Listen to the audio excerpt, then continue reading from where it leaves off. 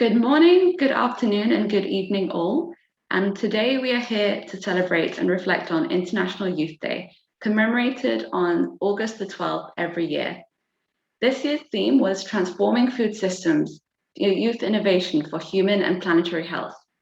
It is a fantastic opportunity for us to reflect on young people's perspectives and priorities in light of the COVID-19 pandemic, particularly their concerns about the environment and food systems. And it comes at a really timely occasion when we are leading up to the Food Systems Summit in New York that will be convened this September.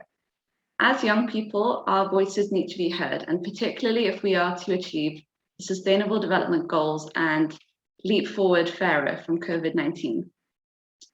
This event is brought to you by the Co-Create Project, a 5-year research project funded by the European Union. The innovative project aims to reduce the prevalence of overweight and obesity among adolescents by working directly with young people to empower them to create and inform and disseminate obesity preventative and evidence-based policies and knowledge and promote action amongst stakeholders. So we are here with a consortium of 14 international research and advocacy organizations, as you can see on the screen, but as central as these organizations are to our work, we really thrive and are really grateful to be surrounded by young people who have been informing and co-creating the work that we've been doing with us. So through the project, we've been working with young people through various initiatives and activities, primarily through youth alliances, where we have been, and dialogue fora, where we've been generating policies, refining policy ideas, and finalizing policy ideas with youth. And to supplement this, we have a series of benchmarking resources and have been conducting systems mapping exercises and evaluating and modeling the co-created policy actions. So here today, you will not only meet the Co-Create Youth Task Force, but our allies and other youth groups that we have been working with and who have been doing fantastic work to transform food systems over the past year. Before we go further, I just want to share a few housekeeping remarks for everybody to be aware of. We are recording this event and invite you to use the Q&A function. So please use this function to post any questions. We are really looking to engage in and to have a lively discussion. So please let us know where you're coming from, what brings you here, and direct any questions to our panelists during their presentations. Additionally, we will be circulating the recording and the slides after the webinar and aiming to answer any unaddressed questions after the event as well. Here you can see our agenda, and just to introduce myself quickly, my name is Claudia and I am the Policy and Projects Coordinator at the World Obesity Federation. So primarily supporting the communications and dissemination activities for Co-Create.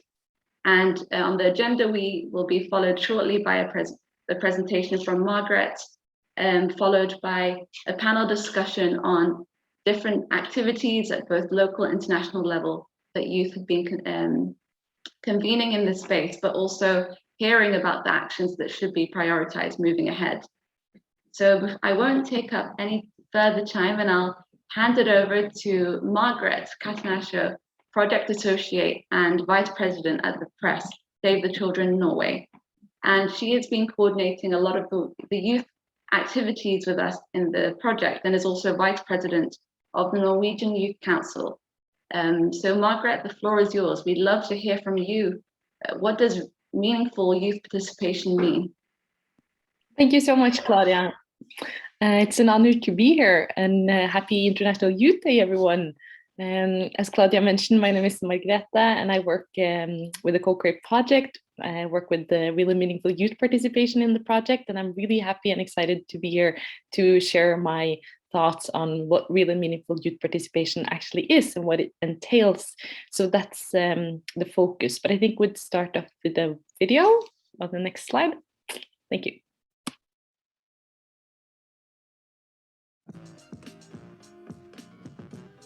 Barn og unge har helt egne erfaringer og meninger, og et viktig perspektiv som må inkluderes i beslutningsprosesser.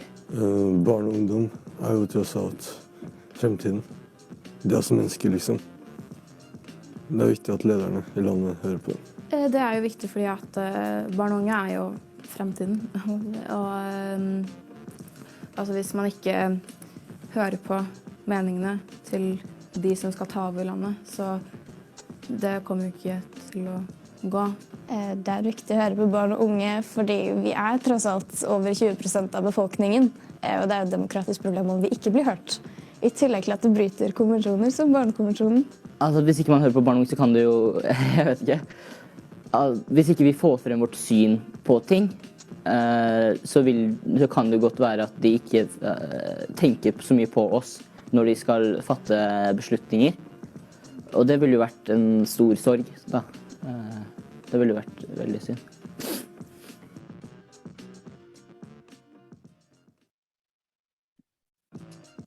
Thank you. So as you can hear, there's a lot of reasons why we should involve young people. And I think we often heard that young people are the future. I guess a lot of people in this on this Zoom call has been called the future as a young person. But it's also important to acknowledge that young people, we're also here right now. We're a part of the societies we belong to today. So it's important to involve us as young people because we should have a say in policy questions that affect our everyday lives. And so how do we ensure that real and meaningful youth participation is a real question? Some Norwegian research has actually found that where really engaged young people are involved in a process and they don't feel like they have a room to influence the policy decisions that are reached, they can actually end up with a feeling of distrust and feel like their voice doesn't matter. So I think talking about what real and meaningful youth participation actually entails is really important. And I have my background from Press, which is Save the Children's Youth Organization, and you can see a photo of us at our summer camp here on this slide. We have about 1,000 Norwegian members as in the age from 13 to 26 years. And we adopt a structural approach to ensure the fulfillment of children's rights as stated in the United Nations Child Rights Convention.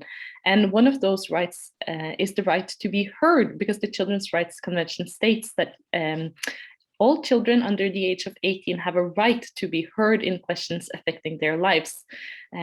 So no doubt, youth participation is important, but how do we ensure real and meaningful youth participation?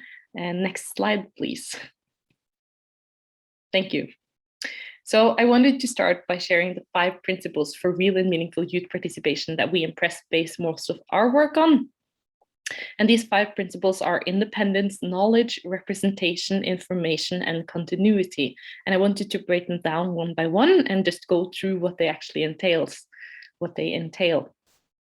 So independence, that means that young people should be able to form their own opinions and ideas independently. And this means that young people should be able to meet up together to discuss topics and demands that they have and that they agree on before they work with adults or before adults are involved. And also that adults give young people room to do this so that there are arenas where young people can meet up freely and talk about what they care about and what they want to see happening in their local communities. And often when young people and youth meet adults, there is a power imbalance between the two. Young people have worked less with the topics that they're talking about, and often adults have it as their everyday work to work on these topics. So it's important to acknowledge that youth need room to meet up and to come together to agree on what they want to share with adults. So independence is an important principle for real and meaningful youth participation. The next principle is knowledge, and that entails that young people should be viewed as expert in the fields that they're working on. Young people are the only people who know what it's like to be young today, and that's an expertise that should be acknowledged. But it's also important to acknowledge that young people can be experts in other fields. So, for example, in the Co-Care project, we've worked with a lot of people that have become experts in obesity prevention in their local communities. And I think it's important to acknowledge and listen to that expertise. So young people should be acknowledged as experts that can take leadership. And that's what the knowledge principle entails. Next up, representation, and this relates to how young people are or who young people are able to speak on behalf of. So young people are often asked to speak on behalf of all young people or to speak speak on behalf of youth in general, but in fact, as a young person, you can only represent yourself. Youth is a very diverse group, so it's not possible to find one youth who can represent us all. I think the only exception is in democratically organized youth organizations and democratically organized youth networks, where young people come together and vote on what they as a joint group should work on and what they as a joint group mean. So that's an exception, and I think it makes it really important to work with youth organizations and youth networks that are structured in democratic ways. Yes, so that's the representation principle. And next up is the information principle. So information relates to the information that we give young people. And I think information is really central when working with youth participation. So this means that young people should have information on the topics that they are going to participate on. Because if they don't have information, then it's impossible to actually participate. So young people should get information on the processes that they are involved in, like when the decision will be reached and how they can affect this decision, but also information on the topics that they work on. So for example, in the Co-Create project, we've spent a lot of time for youth and researchers to work together on obesity prevention and making sure that young people have information that they need to work on these topics. And also, I think another point that's important to raise related to information is that adults should evaluate processes and projects that they involve youth on, so that they too have information on how young people experience the participation. So that's the information principle. And lastly, it's the continuity principle. So continuity means that young people should be involved in a process or project over time. Youth participation is not a one-time event, but should rather be something that happens over time and should be integrated in a process. So I think often we think that we need to reinvent the wheel every time we're working with youth, but I think actually it's better to build on the structures that already exist for real and meaningful youth participation. So as we just referred to use the youth networks and the youth organizations that already exist is a really great starting point for real and meaningful youth participation. And I think also when adults want to involve young people, they should start as early on as possible, and preferably let young people have a say in designing the projects or processes that they're going to be a part of. So youth participation can never start too early. And next slide, please. I also wanted to quickly share with you the ladder of participation. And some of you might have seen this before, but this is a model developed by Roger Hart to showcase what different kinds of participation look like. And he has distinguished between non-participation and participation. As you can see, the three lowest steps of the ladder, they're marked in green. And in this case, this means that this is not participation. And I guess using green is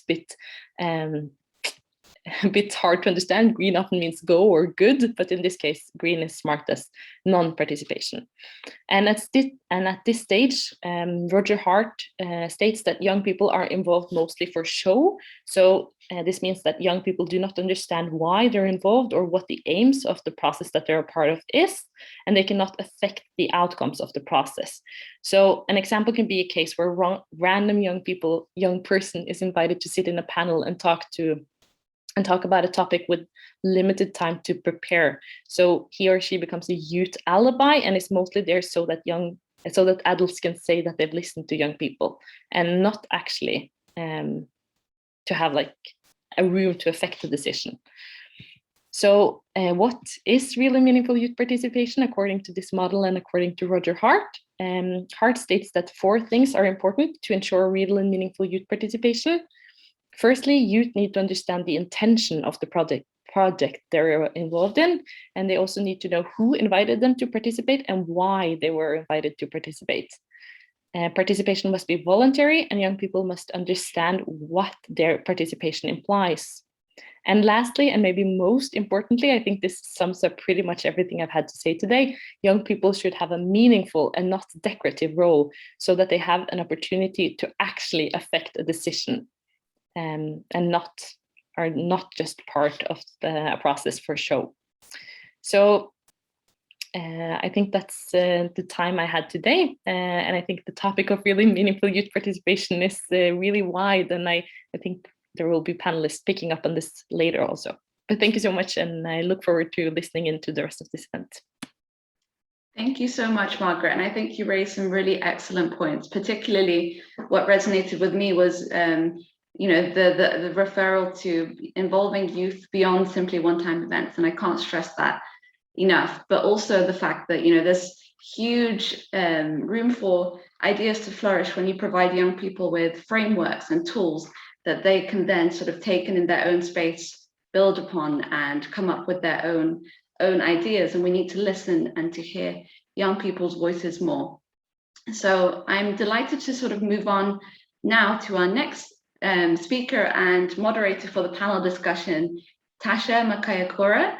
Tasha is a fabulous youth activist from Bike Back, who has been campaigning here in the UK to really break down the barriers and inequality in accessibility and availability of healthy foods for adolescents. And she's very passionate about obesity in particular as well, and it's been a pleasure getting to know her over the past year. So Tasha, the floor is yours, and you can, take it, go ahead. Fantastic. Thank you so much, Claudia, for that lovely introduction. Good morning, good afternoon, good evening to each and every single one of our participants. I am very much looking forward to the next 20 minutes, where the big question we're trying to tackle is, what role do you, specifically young people, youth, have in food system transformations? A little bit about myself before I hand on over to our fantastic panel. My name is Tasha Makayakura. I'm a former youth board co-chair at Bite Back 2030, and now I currently sit as a board trustee. For those that are unfamiliar with Bite Back 2030, we are a youth-led organisation founded by Chef Jamie Oliver, and we exist for a healthier generation. What we recognise is we have an epidemic where 3.3 million children in the UK are overweight or obese, and we find that the food system is strategically set up against, cultivating an environment that encourages young people to be healthy, to have access to food that is nutritious and affordable. And so a lot of our work is targeting this industry to make sure that it is healthier and puts young people's health at the forefront of its operations. Some of our most successful campaigns include the Free School Meals campaign that was launched by our current co-chair, Christina, which called on the government to extend free school meals over lockdowns. That was over the Easter holiday and summer holiday. And that was fantastically picked up by footballer Marcus Rashford and generated incredible levels of attention and compassion all across the nation. And our most recent campaign, which I urge you guys to follow and support, is calling out the hypocrisy that exists within the sports industry. So we're asking for people to sign a petition demanding the England and Wales Cricket Board to find a new sponsor for next year's 100 and commit to pushing junk food off the sporting stage. And instead, we want to see the sports industry use its influence to give healthy options a starving role in children's mind. What you currently see as the players enter the field, they're currently wearing sports t-shirts with your favorite packet of crisps, so it includes Walkers, your Skips, whatever it is. And we noticed that young people are heavily influenced by what they see on TV. So rather by having junk food sponsors, sponsor this, well-known sport, we think that it should be replaced by alternatives that are a lot healthier. With that being said, I would like to hand on over to our first panelist, who is Pedro Gonçalves. So Pedro is a Portuguese design student and scout who's inspired to create a better world. He is a member of the Co-Create Youth Alliance in Portugal and a co-member of the Co-Create Youth Task Force. His engagement in the Youth Alliance involved developing policy ideas to halt the rising childhood obesity epidemic in Europe and refining them through dialogue forums. The task force launched a Youth Board declaration last year with 4 demands to push policymakers and stakeholders in Europe to act on childhood obesity now. And since then, Pedro, with members of the Youth Task Force, have promoted the declaration at events, including the City Foods Symposium, Eat Home webinar, and the Co-Create Youth virtual seminar as well. So I would like to hand on over to Pedro. Hello, everyone. Thank you, Tasha, for that introduction. I don't have much to say after that, unless that a little bit of my story, that I joined the Co-Create project last year, and my experience following on what Margareta said. I really felt that meaningful engagement with youth.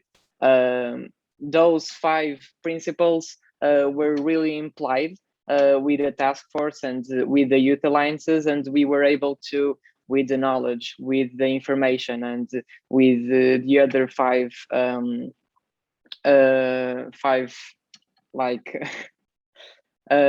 important parts, I forgot the word, we were able to create the policy ideas, and we are now currently trying to implement them in the task force, and also in Portugal, where we will be hosting a youth organized national dialogue forum to present and discuss our political proposals developed by Portuguese youth. And we will be meeting next month with stakeholders and policymakers, and we are really excited for that to happen and to see what comes after that. Fantastic. Thank you so much, Pedro. If you have any questions directed for Pedro and what he does, and you want to know a little bit more about what he thinks about youth engagement, please feel free to use the Q&A box, and we will come back to that at the end of the panel. Our next fantastic guest is Taylor Quinn. So Taylor is a social entrepreneur dedicated to designing and implementing nutritious, low-cost food systems. He moved to Liberia during the Ebola outbreak in 2015 and used his background as a food anthropologist and social entrepreneur to build a Liberian-owned and operated business that produces nutritious, low-cost, delicious food targeting consumers living in extreme poverty. Since then, he has taken his nutritious, low-cost, plant-based food approach to over 10 different countries, ranging from Brazil to Somalia, and he runs his social enterprise while working to scale his models through his day job at the UN World Food Programme. What an impressive bio there, Taylor. Let's say a little bit more about yourself and the work that you currently do. Sure. Thank you so much, Tasha. I really appreciate that. And one thing that is not in that bio that is important to mention is, along with Sophie, who's here at the event today, I'm part of the Act for Food, Act for Change campaign that's connected to the UN Food System Summit, where we're a group of young people from quite literally all corners of the world advocating for the youth perspective as part of the UN Food System Summit, and running a campaign where we're collecting youth pledges from around the world, as well as we have 17 actions that young people can vote on in terms of what are the most important actions for young people when it comes to food systems transformation. And Sophie will be talking a little bit more about that in a few minutes. But from my perspective, kind of how I spend my days is really focused on what products are available to young people, what products are desirable, what products are marketed well, taste really good, are convenient, and then how do we make those products better? And I found one of the best ways to make those products better is actually by partnering with young entrepreneurs. I find a lot of the conversations around youth engagement often are focused on young people who, and frame young people as the future leaders, rather than the fact that there's so many incredible young entrepreneurs, young nonprofit leaders, young activists, young home cooks, young chefs, who are the ones actually on the ground, grassroots level, transforming our food systems today.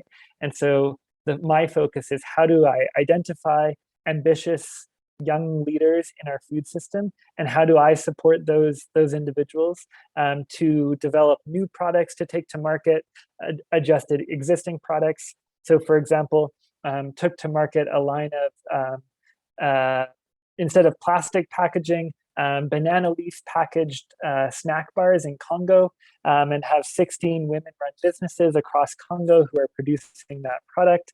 In Mozambique, with a youth-run nonprofit, we're launching a low-cost, nutritious peanut butter into the market.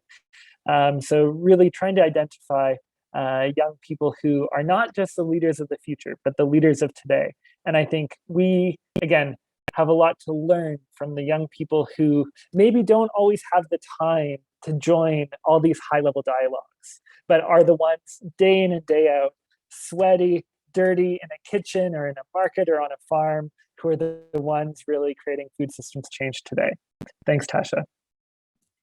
Thank you so much, Taylor. I definitely agree with you there about attracting all young people and not just the ones that are involved in these, big discussions, but rather, like you said, the ones that are working day in, day out to change the system. Definitely agree with that. And then our final panelist is Renzo Ganito. He is a doctor of medicine and doctor of public health. He is an associate professor of global public health and inaugural director of the Planetary and Global Health Program of the St. Luke's Medical Center in the Philippines. He is also an Obama Asia Pacific leader and Aspen New Voices Fellow. So Renzo is a member of several groups, including the Lancet Chatham House Commission on Improving Population Health Post-COVID-19 and editorial advisor board of the Lancet Planetary Health. He has served on consultants for various organizations, including WHO, World Bank, and Healthcare Without Harm. Another impressive bio there, Renzo. Let's hear a little bit more about your journey and where you're at now. Thank you very much, Tasha, for the generous introduction. And of course, thanks to the World Obesity Federation for this opportunity. Happy International Youth Day. And I want to greet everyone, of course, who's in the room or the Zoom rather. But I also want to give a special shout out to some of my students, medical students from the St. Luke's Medical Center who's participating. They're in the audience. It's already dinner time here in Manila, and we're speaking about food, so it's interesting, but I'm happy to delay my dinner for an hour because I think we are having a very important conversation here. And when it comes to the nexus of youth and food systems transformation, I'm very inspired just listening to Pedro and Taylor. I can reminisce my myself from 10 years ago when I was really at the peak of my youth. Now I'm like I'm outside now of the calendar. I'm not sure if you know the saying, but still very much in the youth group and very much feeling the youthful energy. I think youth is not just in terms of age, but really in terms of the energy that we bring to the issues that we're passionate about.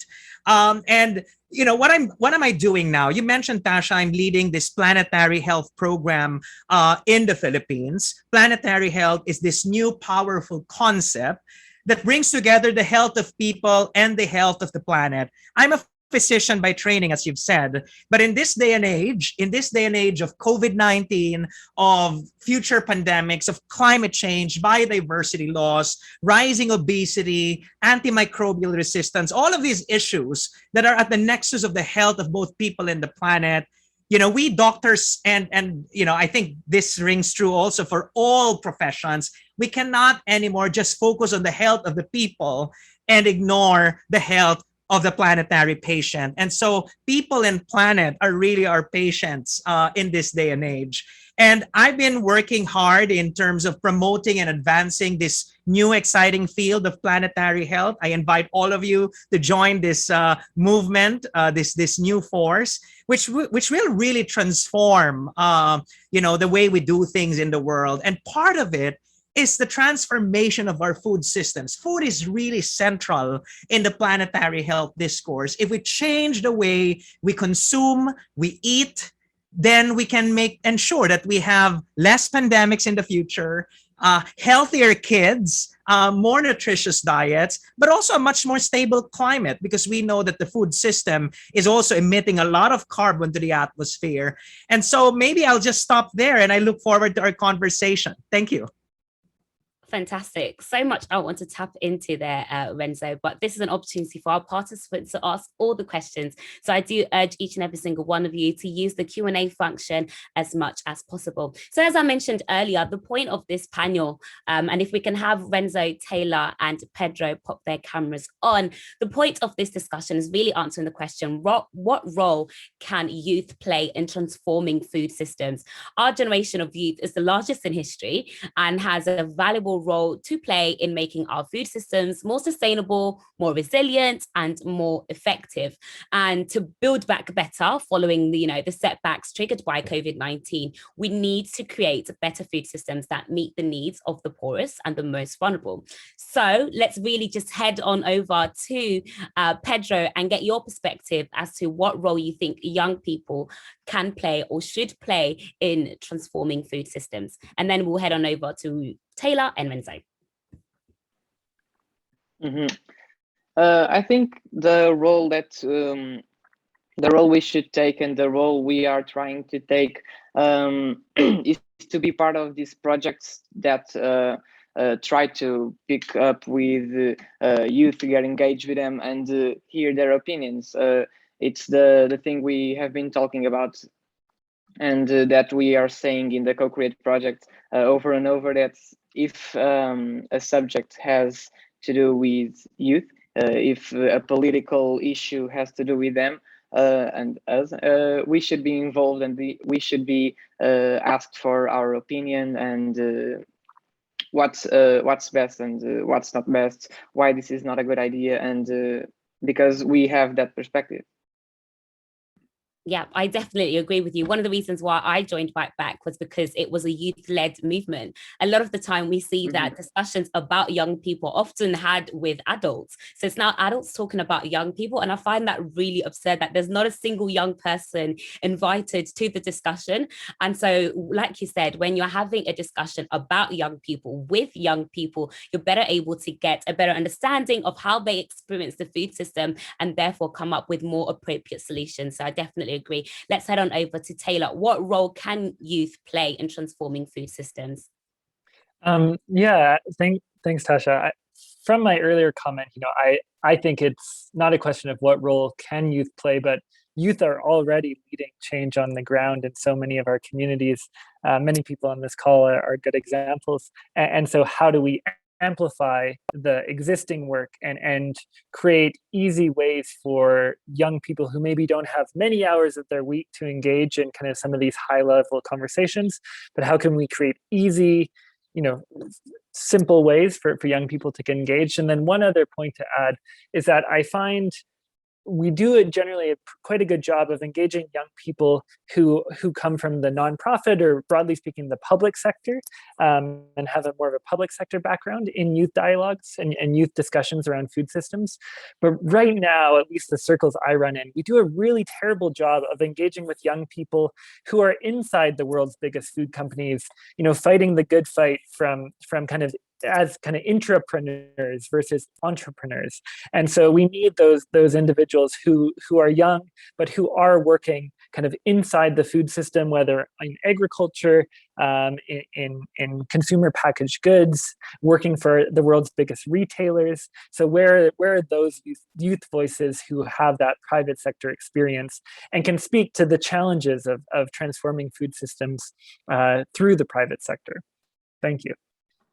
Definitely agree with what you're saying there. We talk about, okay, how do we mobilize all young people, right? I used to think with activism, it's always me up against the industry, but rather we should be thinking of it as us and the industry working together to make these changes. And I think once you have that approach where you're thinking about how can we come up to a solution that works for both of us, we can see these transformations happen a lot faster and a lot more sustainable and effective. So I couldn't agree more with you, Taylor. And then let's head on over to Renzo. Again, what role can youth play in transforming food systems? Yeah, in addition to what Taylor and Pedro already mentioned, I think the young people of today can really, forge the necessary coalitions that bring together multiple disciplines and professions and sectors.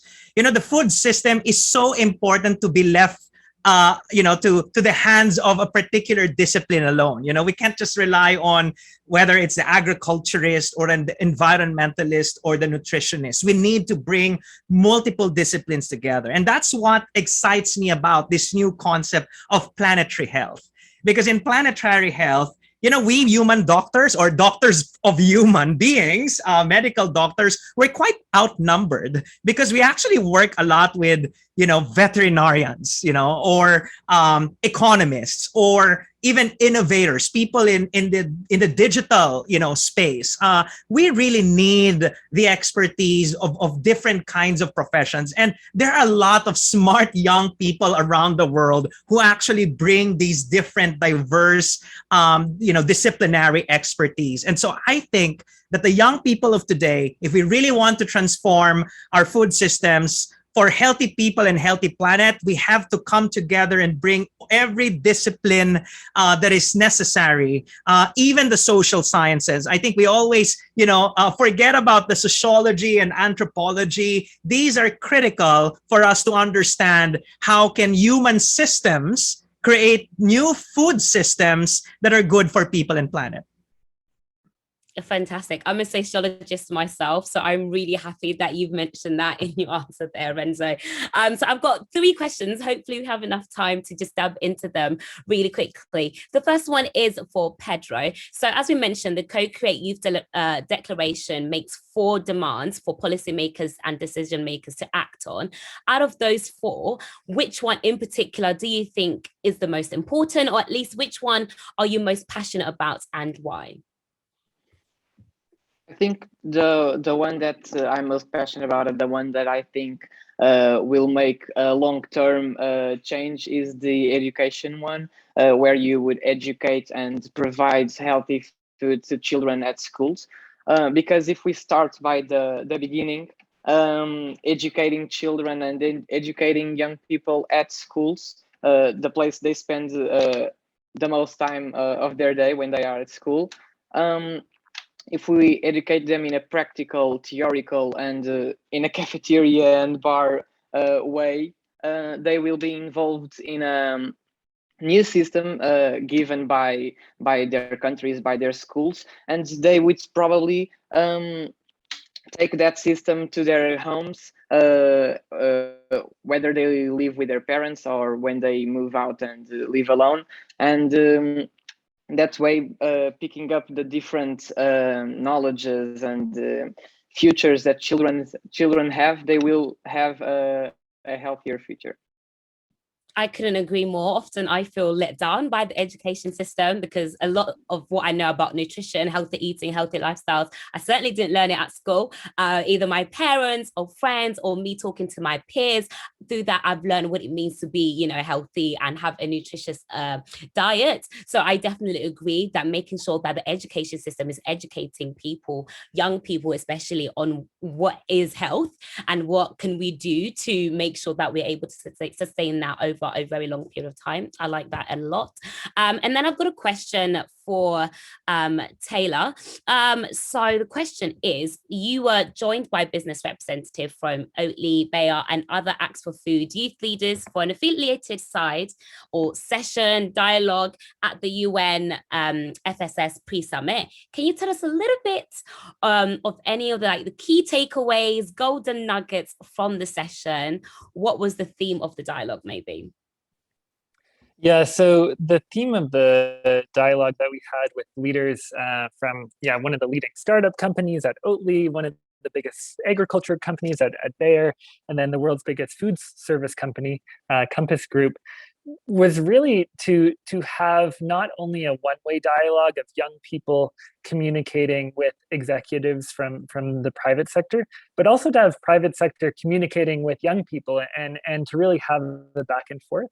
And the big theme that came out of it, to my earlier comments is, how can we see the private sector companies that control our food system not as some evil enemy that we need to fight against, but as made up of companies of really good human beings who maybe work in really not good incentive systems, right? And so if as young people, if we can work in partnership with private sector executives, such as the three incredible women we had on the event at the pre-summit, if we can work with those individuals in dialogue to really understand, hey, how can your company continue to exist, but exist in a world where we're all working side by side to create a better food system? Fantastic. Another comment that I definitely agree on. And last but not least, Renzo, a question for you. What are key research questions within the field of improving food systems and planetary health? What are the main questions that are kind of working in that field at the moment? Great question. So first is in relation to the pandemic that we are still confronting at the moment. How can we make sure that the food system of the future does not create the conditions for another pandemic? And we know that pandemics of this kind emanate from what you call a zoonotic spillover, when a virus jumps from an animal to a human being. And we know we consume a lot of animals for many different purposes, including for food. And so I think that is one critical question that we should be asking. What is the future of meat consumption, for instance, to make sure that it's not creating, again, the conditions for the next pandemic? But also, we know that meat consumption is the second biggest contributor to greenhouse gas emissions, which is the leading driver of climate change. And so, when we address animal and meat consumption for food, for diet, we are actually tackling not just one, but at least two problems. Actually, there's another problem, which I said a while ago, antimicrobial resistance, because we know that 75% of the misuse of antibiotics happens not in human medicine, but in the poultry meat industry. And so this is just one area where a lot of research and investigation needs to happen. But I think one thing that I want to insert is that when we seek to answer these hard questions, we have to make sure that we are thinking about the implications on, global equity and justice. We don't want to fix a problem, for instance, the problem of climate change or future pandemics, while exacerbating existing socioeconomic inequalities. And so we need to make sure that the future food system is not just good for the planet, not just good for pandemic prevention, but also good for people, for all people, not just for some. Fantastic. Thank you so much, Renzo. So much, again, I would like to tap into there. Unfortunately, we have run out of time, but it's been an absolute pleasure to have all Renzo, Taylor, and Pedro in that panel, and kind of tapping into some of the biggest food questions that we have when it comes to food transformation, but as well as youth engagement. It's been an absolute pleasure, but I think we should definitely continue the discussion in the chat function as I hand on over to Claudia. Thank you, everyone. And I think we could definitely have stayed on and continued the dialogue a lot longer. And I hope we can very, very soon as well. And I genuinely have no concerns about the future if, people, young activists continue to do the work that they're doing in this space. And now I'd like to take this opportunity to also welcome two members of the Co-Create Youth Task Force that we've been working very closely with.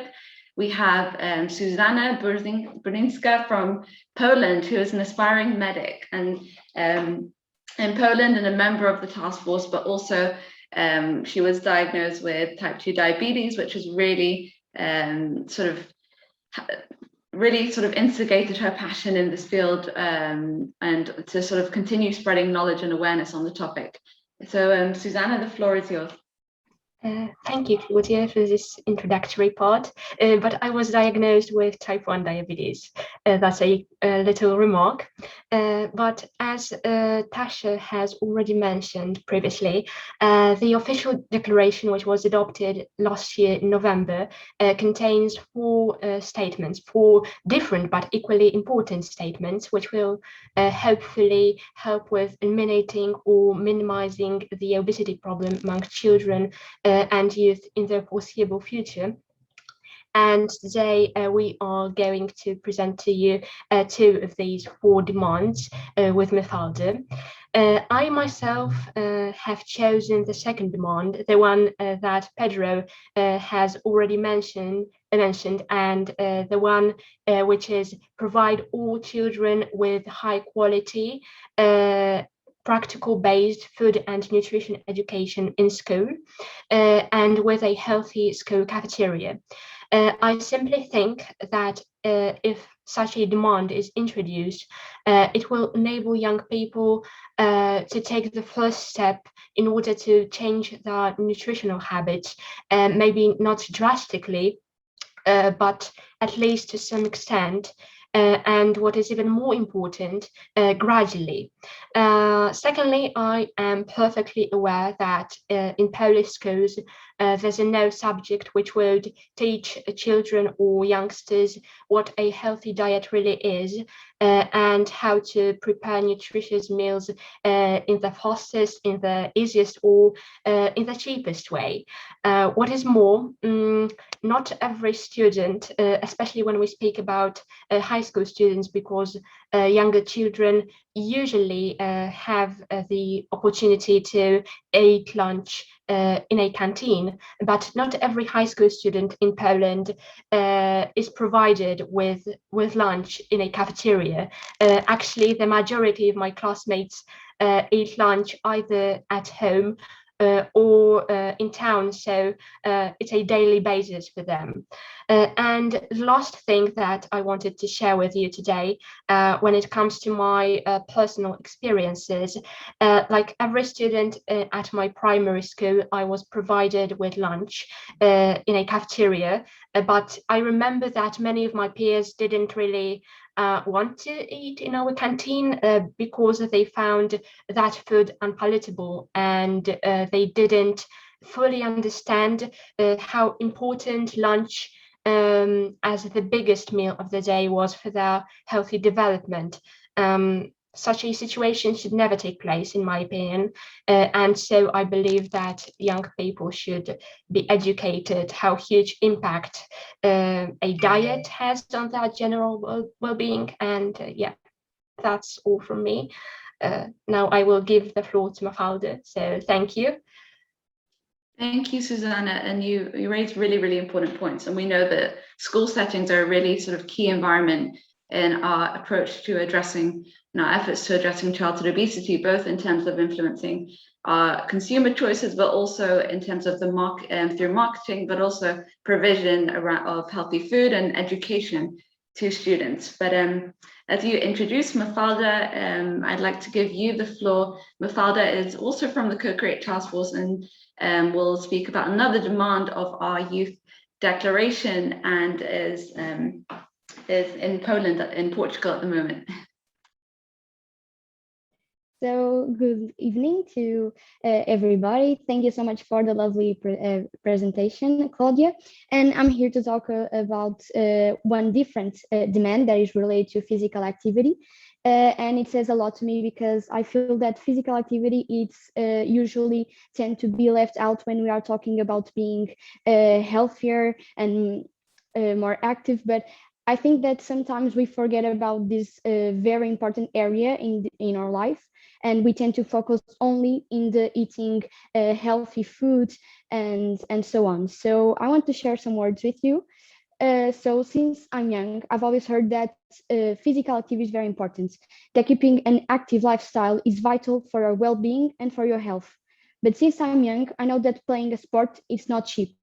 The classes, the equipment, the transports, the extras, it's not accessible to everybody that wants to do it, especially if they want to reach a pro level, which usually doesn't happen because of the amount of work that we have to do from school that keep us busy during our free time that we have outside of this establishment. I am one of those cases. I can say that I left basketball only because of the lack of time, but it was a very important factor. And I was only 15. In this demand, we ask our governments to offer all children and adolescents free organized physical activity at least once every week. We need to promote physical activity as much as we promote eating healthy food, and with the same amount of dedication, because they complement each other. It's not enough to say to young people, you should exercise or you need to exercise, if we don't give them the opportunities to do it. We need to consider their needs and their social and economic context to provide them. As Claudia said, I'm from Portugal, and I want to share some measures that we have here in our country implemented. So we have, for instance, Cycling Goes to School. That is a project that aims to promote the use of bicycles in primary schools. We have also infographics about physical activity, which includes specific recommendations for infants, for children, adults, the elderly, and pregnant women. And we have also school sports program that is a program that aims to give extra time for physical activity for primary and secondary school students. But although this happens, I still think, and the task force thinks, that this is still very far away from the goal we want to achieve, and we wanted to achieve when we wrote this demand. So as many of you maybe do sometimes, I start to think about this and what we could propose to get this policy implemented and achieve this goal. So we could think, for instance, to creating programs in schools or local gyms where young people didn't have to pay for entire tuition in exchange of doing some volunteer work in the club.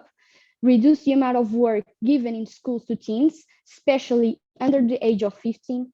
Creating a global pass that would cover transportation to and from the gym besides the classes and extra equipment. We could also create a week of sports in schools where there would be given the opportunity to children to get to know the different sport there is available for them to practice, where they can practice them, and other important information. And also, we should give more information on how to do physical activity at home. I feel that everything that I know now, I know because I went to the internet or I went to reach for this information, but sometimes people don't go. So it's important in schools to give this kind of information. We are failing children when it comes to promote physical activity. Together, we can make the world a healthier place for kids and adolescents. We just need to listen to them and pave the way. Thank you so much for listening to me, and I invite you to go read our declaration that is available on the website Healthy Voices. Thank you, Mafalda. And we know that physical activity is so important, not just for addressing overweight and obesity, but really actually in terms of improving general health and well-being. And schools are great settings to encourage physical activity, but often I live in London and I know how expensive and inaccessible it can be sometimes when we have to pay excruciating fees to even go to a gym. But I'm glad to move on now to our next fabulous speaker, Sophie, who is really an activist promoting food security and gender equality, and highly involved in both the Food Systems Summit, but also the Act for Food, Act for Change campaign, which already reached 10,000 signatories last week after being launched just literally 2 months ago, which is pretty remarkable. And we'd love to learn more about how other people can get involved in the campaign. So it'd be great to hear your insights, and great to have you with us, Sophie. Thank you so much, Claudia, and thank you to the World Obesity Federation and Co-Create for this really, really insightful and motivational last hour. It's been so incredible to hear from all the young people.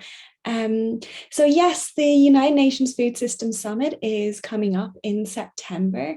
It's the first ever United Nations Food Systems Summit, which is really, really exciting. But it's also one of the first ever United Nations summits in general to really include young people from the very beginning. So it's had a really special youth engagement process. And ways that you can get involved are, number one, you can become a food systems hero, and you can be part of an intergenerational group of people who are fighting for food system transformation right across the globe.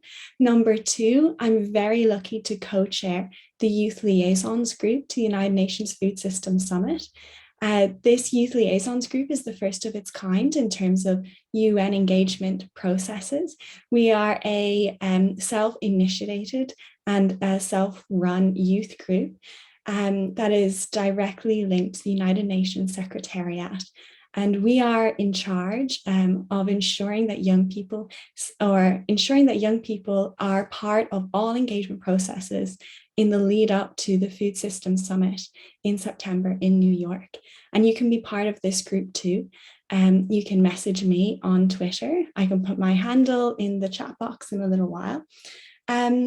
You can also organize an independent dialogue. So the United Nations Food Systems Summit is organized in a way that it's supposed to be a people summit, and they want to hear your voice. So you can organize your own dialogue. It can be something really casual, or it can be something big, but you can have a conversation about what food systems transformation means to you and your community, or even for you as a person, as an individual, as a young person. What does it mean to you? How can young people change the way we deal with food systems as a globe, but how we deal with food systems as a small community, or as a school network, or even as a family? So it's really, really exciting. You can hold one of those independent dialogues yourself.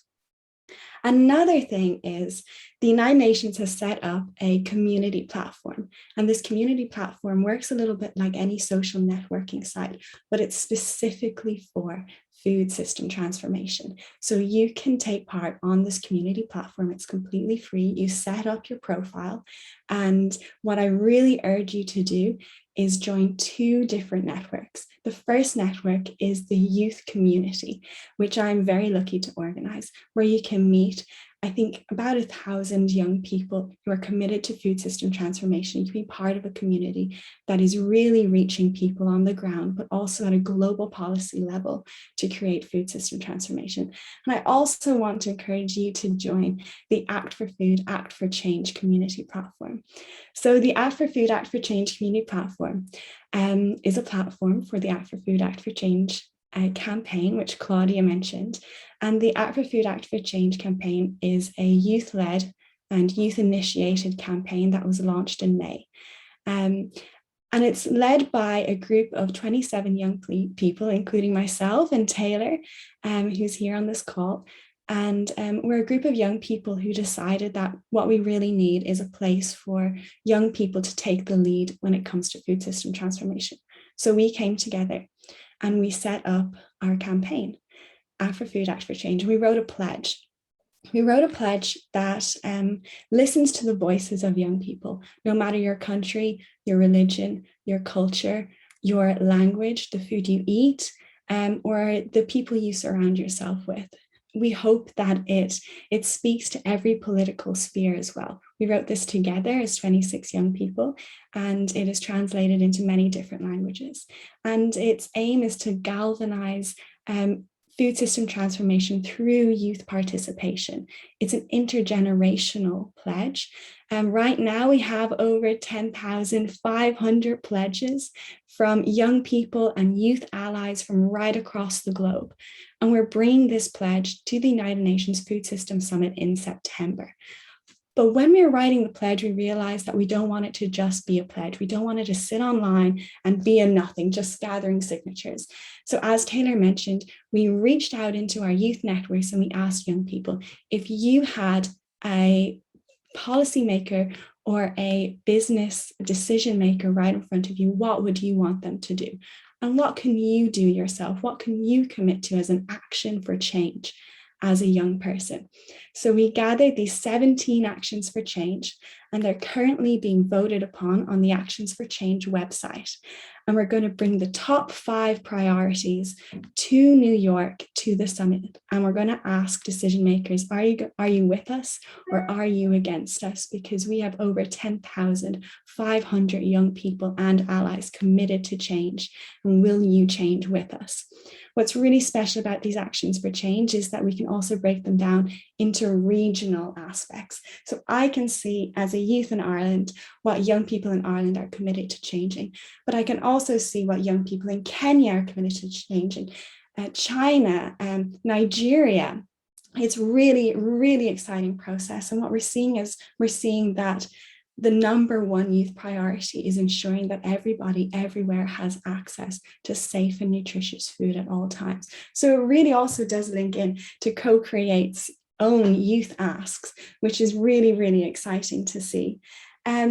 So how you can get involved in the Act for Food, Act for Change campaign is by #1, pledging. Please do pledge with other young people and youth allies right across the globe. You can also vote on your actions for change.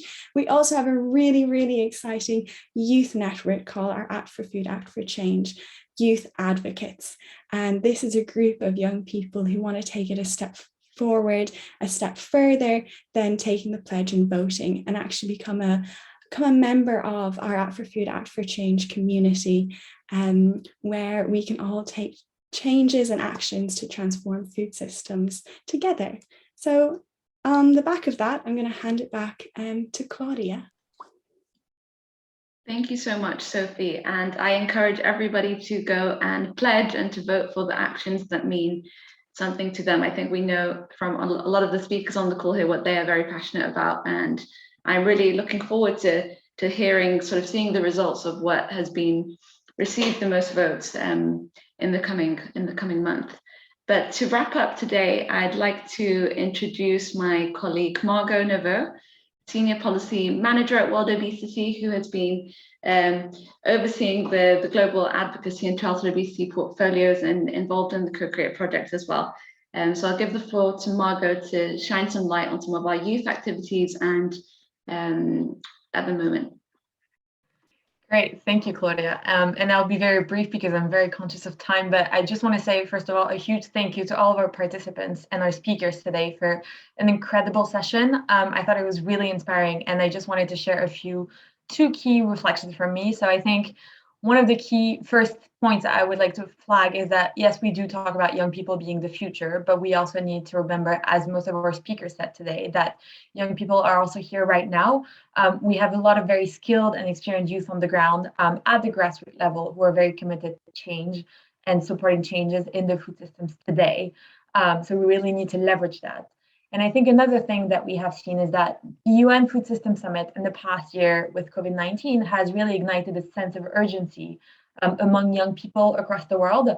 And as the current generation of future leaders, but also as the ones working today, it is very clear that youth around the world are very keen to help build back better from the pandemic and create healthier and fairer environments for everyone. And so I think it is really important that we keep advocating for all of our voices to be amplified and given access to all the different platforms that were discussed today. And so, Claudia, if we could just share the screen very quickly, I would just like to flag a few resources that are available at World Obesity. So first of all, we just launched today a youth-oriented briefing on building a youth-led response and trying to address some of the key marketing techniques employed by the industry and other key stakeholders. So I will just share the link in the chat here for everyone to access it. And then if we go to the next slide, we also have an advocacy platform called Healthy Voices that was developed as part of the Co-Create project. And so I would really encourage everyone to go and access it, as well as obviously follow the Co-Create project on Twitter and visit the Co-Create website for further information about the project. Once again, I would like to say thank you to everyone for joining us today. Apologies about running slightly over time, but we hope you enjoyed the session and to see you back with us very soon.